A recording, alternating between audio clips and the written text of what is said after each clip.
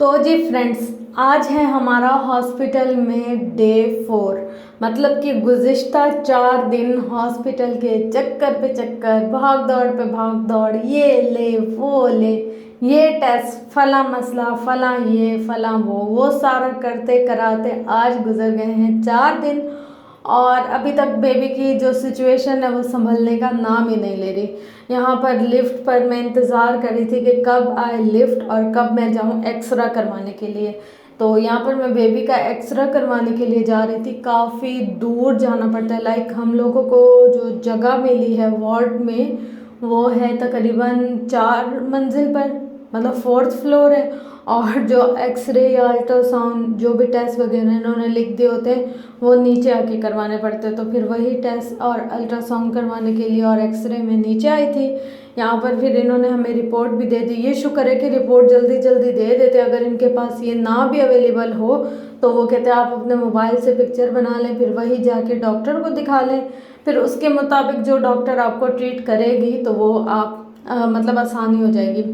इतना कोई rush much गया था ना यहाँ पर। मतलब एक बेड पर 5 बच्चे, किसी बेड पर 6 बच्चे, एक बच्चे का मुंह दूसरे की तरफ, एक की खांसी दूसरे को। मुझे तो यहाँ पर सिचुएशन देख के इरिटेशन होने लगे। फिर मैंने सोचा और कहीं जाकर हवा भी लगवा कर आऊँ और देखूँ कि कहीं कोई जगह है, पर कहीं भी नहीं। मतलब आजकल नमूनिया का जो एक सीज़न कह सकते हैं हम, सीज़न आया हुआ है कराची में, बहुत ज़्यादा फैला हुआ है। जो भी बच्चा आ रहा था ना नमूनिया से ऐसे बेहाल बुरी तरह से मुतासिर होकर आ रहा था।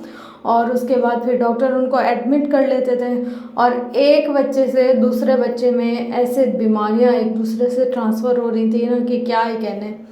फिर मैंने आज नाश्ता किया था तकरीबन 3 बजे। मतलब मेरा सुबह का नाश्ता दिन के 3 बजे हो रहा था। तो ऐसे लग रहा था कि मैं कोई भी हैवी चीज़ नहीं ले सकती।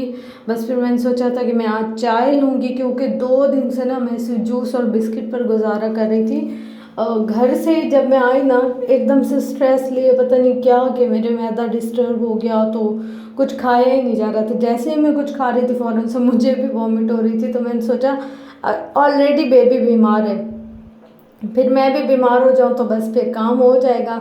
फिर यहाँ पर मैंने अपने लिए बिस्किट, जूस, जो चीज़ मैं आसानी से पी सकूँ, हज़म कर सकूँ।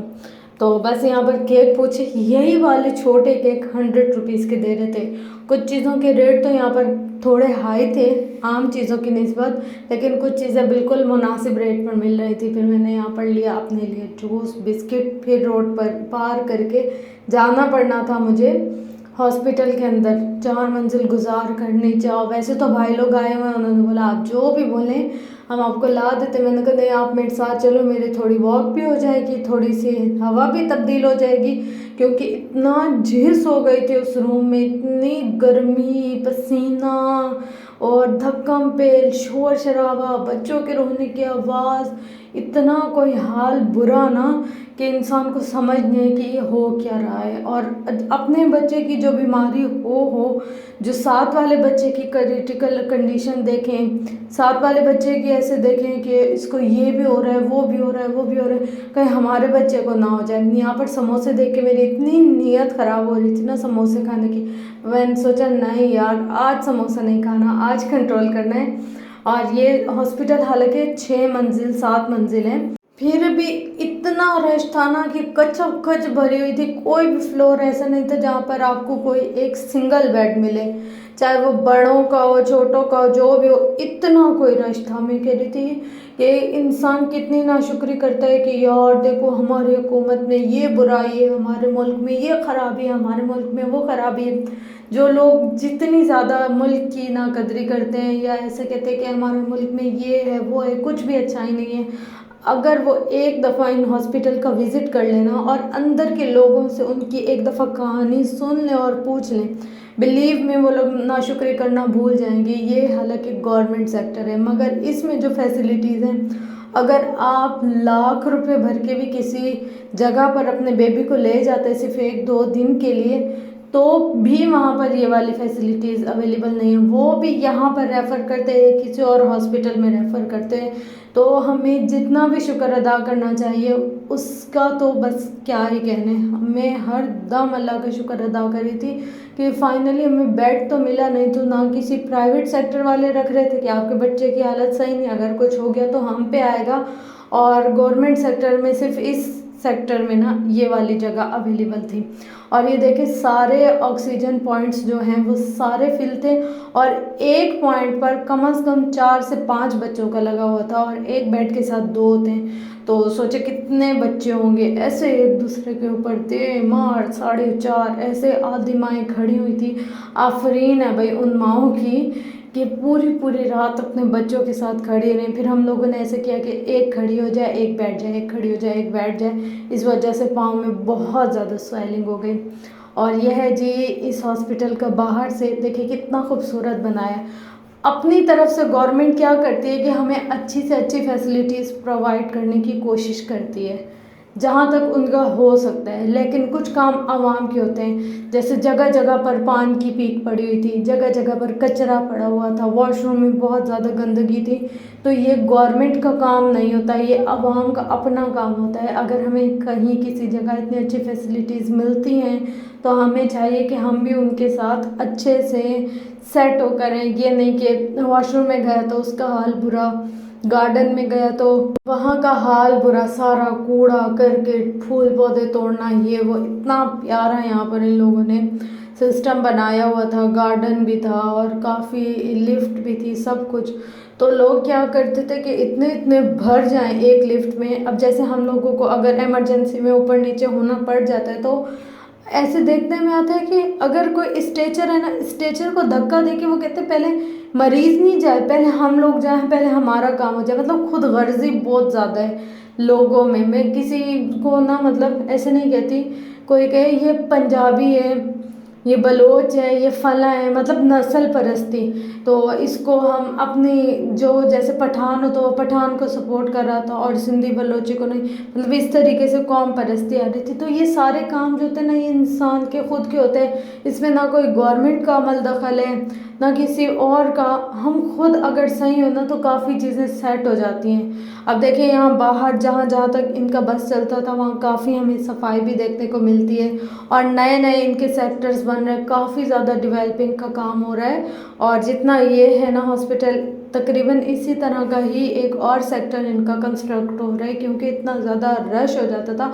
और वेंटिलेटर पर यहाँ पर इतने सारे बच्चे, मतलब एक बॉक्स में भी ना 2-2 बच्चे रखे थे, फिर भी इतने सारे बच्चे वेटिंग में थे ना कि क्या ही कहने। तो बस ये कहूँगी कि हॉस्पिटल की जो ज़िंदगी है ना वो हमारी ज़िंदगी से बिल्कुल अलग है। जब वहाँ एक दफ़ा इंसान जाता है ना, इंसान सोचता है हम लोगों ने तो कितनी कोई ऐश की ज़िंदगी गुजारी है। जैसे काफ़ी माएँ यहाँ पर आई हुई थी, कोई 10 दिन, कोई 20 दिन, कोई 3 महीने, कोई 8 महीने, कोई 6 महीने से लगातार आ रही हैं, अपने बेबी के साथ एडमिट हो रही हैं, 10 दिन 15 दिन रहती हैं, फिर 2-4 दिन छुट्टी, 5 दिन छुट्टी, फिर बेबी की क्रिटिकल कंडीशन हो तो फिर उसके लिए आना जाना। मतलब कि बहुत अजीब सा सिस्टम होता है। लेकिन इंसान को मैं कहती हूँ शुक्र का मकाम ज़रूर मिल जाता है कि कई नेमतें ऐसी होती है। जैसे हम लोग रोज़ रात को अगर अपने बेड पर सोते हैं तो सोचें वो लोग जिनको वो बेड ही अवेलेबल नहीं होता होगा, या वो हॉस्पिटल की किसी कुर्सी पर अपनी रात गुजार रहे होंगे, तो हम उनसे कितने बेहतर हैं। अगर हम लोग सेहतमंद ज़िंदगी गुजार रहे हैं तो हम उनसे कितने बेहतर हैं। सेहत, तंदुरुस्ती, सुकून, घर, बिस्तर, बेड, चारपाई जो भी है वो हमारे पास, उस सब की कदर मंजिलत इस हॉस्पिटल में या किसी भी हॉस्पिटल में 1 हफ़्ता 2 हफ़्ता गुजारने वालों से पूछो। फ्रेंड्स, ये जो डेड बॉडी आपके साथ शेयर कर रही हूँ ना, ये भी एक तरीके की आप लोगों को जैसे लोगों पर पड़ने वाली आजमाइश दिखा रही थी। इस माँ के 4 बेटे थे, चारों के चारों फौत हो गए, और ना ही अपनी बोली किसी को समझा पा रही थी, ना ही अपनी बात किसी को बता पा रही थी कि मुझे डॉक्टर्स ने डेड बॉडी दी है, मैं इसको कहाँ ले जाऊँ, कैसे ले जाऊँ। बस इसको इतना पता था कि मैं घोटकी से यहाँ आई हूँ और मेरा बच्चा मर गया और मेरे साथ कोई भी नहीं है जो मेरे बच्चे की डेड बॉडी को मेरे साथ घोटकी तक पहुँचाए। यकीन करें इनको देखने के बाद मेरी तो आंखों से आंसू ही नहीं रुके। फिर जब मैं ऊपर आई तो हमारे वार्ड में बिल्कुल इमरजेंसी लग चुकी थी, मतलब इतने ज़्यादा पेशेंट आ रहे थे, इतने ज़्यादा बच्चों की हालत ख़राब हो गई। तो फिर हम सब ने डिसाइड किया कि हम अपने बेबी को अब यहाँ पर मज़ीद नहीं रखेंगे, क्योंकि अगर अल्लाह ना करे किसी बच्चे का इन्फेक्शन हमारे बेबी में हो गया, क्योंकि सब में सबसे छोटा यही था, तो फिर हम लोगों ने सोचा कि नहीं बस अब जितना टाइम यहाँ रख लिया है, उसके अलावा जो भी ट्रीटमेंट होगी या मेडिसिन होगी वो हम प्राइवेट करवा लेंगे, और नेबुलाइज़र वगैरह जो भी चाहिए होगा वो हम अपना परचेज़ कर लेंगे, पर मज़ीद बेबी को यहाँ नहीं रखना। तो फाइनली सबका ये डिसाइड हुआ था। डॉक्टर ने भी यही कहा कि यहाँ पर कुछ डायरिया वाले आ रहे हैं, कुछ ऐसी बीमारियों वाले आ रहे हैं पेशेंट के ना बच्चे, कि एक बीमारी दूसरे बच्चे में बहुत जल्द लग जाती है। तो अगर आप लेकर जाना चाहते हैं, हम भी आपके इस फैसले के साथ सेटिस्फाई हैं, हम आपके साथ हैं। आप जो भी कहें मेडिसिन वगैरह हम आपको बोलते हैं, आप वो लें, अपने किसी भी प्राइवेट क्लिनिक से लगवा लें। फिर फाइनली अल्लाह अल्लाह करके हमें छुट्टी मिली।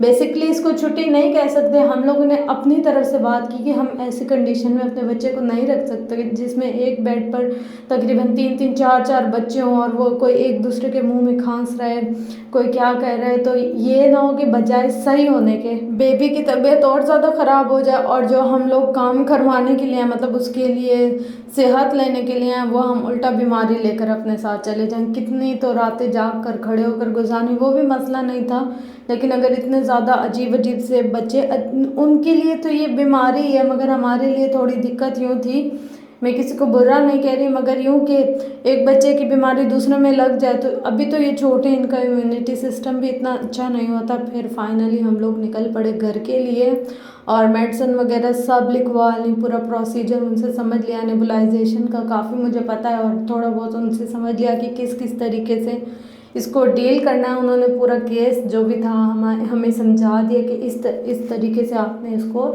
टैकल करना है। तो काफ़ी कुछ मुझे नॉलेज हो गई थी, और साथ साथ में शुक्र के कलमे भी पढ़ती जा रही थी कि अगर इन केस ये वाली चीज़ हमारे पास अवेलेबल नहीं होती तो हम इतनी इमरजेंसी में अपने बेबी को लेकर कहाँ जाते। कहीं ना कहीं गवर्नमेंट की ज़िंदगी में ये एहसास होता है कि यार रब की ज़ात से बड़ी कोई ज़ात नहीं, मतलब जब सब दरवाजे बंद हो जाते हैं तो वो एक ऐसा खूबसूरत सा दरवाज़ा खोलता है जिसका ना हमें वहम होता है ना ही गुमान होता है।